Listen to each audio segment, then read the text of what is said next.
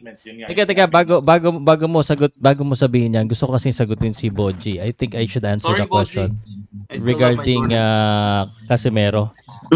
I'll give you the real answer. My real answer. Kahit na laging may nagsusumbong sa akin na binabanatan ako ng mga team Casemiro at sinasabihan ako, may nagsumbong din sa akin na bakit ko daw pinaposta yung tao kay Marlon Taparas. Ako po yung pumasta kay Marlon. Sa turan naniniwala ko. Pero ito yung sagot ko sa inyo, Boji. Kung eto, with everyone watching, personal na opinion ko to dito. Kung si Casemiro babalik yung disiplina at 100% training, may pag-asa siya. Pero yun ang problema niya. Agree. Kung skills, no problem, bro. Kung skills, no problem.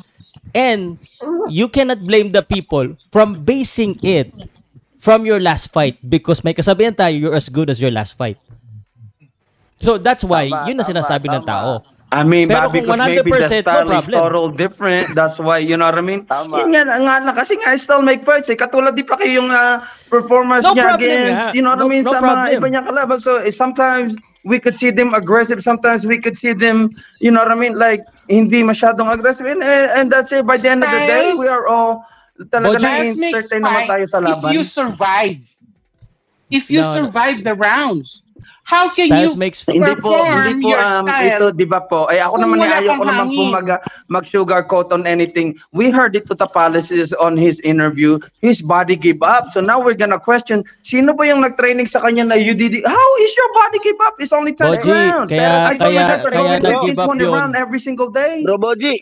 Kaya nag-give up yun, natamaan ng suntok ng malakas. Kaya nag-give up. Kuya Pao, nakita nga natin si Pacquiao. You know what I mean? Look, ito magiging rito. The difference between great player to just a regular player, right? The great player never give up. They always pull through the fight and make sure that they win the game. What are you talking about? That's the difference. Okay. Pero anong naging diferensya ni Casemiro nung nuling laban niya?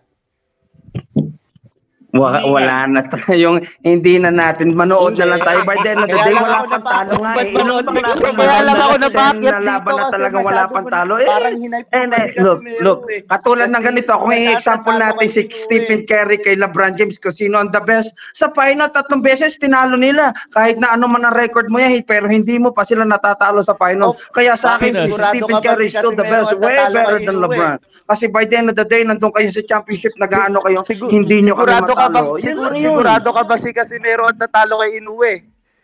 Sigurado hindi ako sigurado bro. Hindi ako sigurado. Hindi ako sigurado hindi naka-champion yung Casemiro mo. Baka itatalpa ko ng lahat. Bro. Boji, sana magkatotoo naman. Honestly speaking, gusto kong manalo si Casemiro kay Inoue. Pero bro, siguradong itatalpa ko yan bro pag ikaw today. Ang ganda nga ng paliwanag. Agree nga ako sa paliwanag ni Boss Pao wala nga disiplina yung fighter mo By the end of the day, bro, he's still performing. Pinakitahan kayo ng laban. Sabi, hindi na pinakitahan kayo ng quick. Hindi nga maintindihan kung what's up. Still, naman napakikita ni Javier Casemiro sa... Pinapatay si Casemiro ng disiplina niya.